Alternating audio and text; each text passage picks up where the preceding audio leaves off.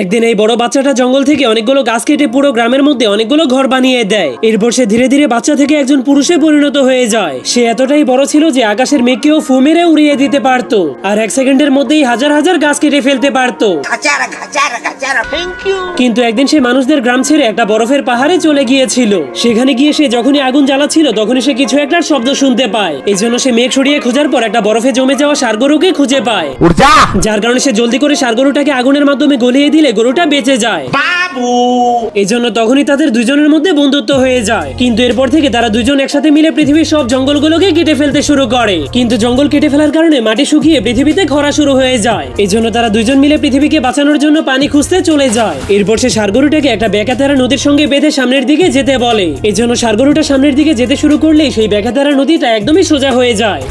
কিন্তু একদিন একজন লোক শহর থেকে সেই গ্রামের মধ্যে একটা আধুনিক গাছ কাটার মেশিন নিয়ে আসে, যা দেখার পর সেই বড় মানুষটা ভাবতে শুরু করে এই মেশিনটাকে গ্রামের মানুষেরা পেয়ে গেলে তাকে আর কেউই কোনো কাজ দিবে না। এই জন্য সে অনেক রেগে সেই মেশিনটাকে বন্ধ করে দেয়।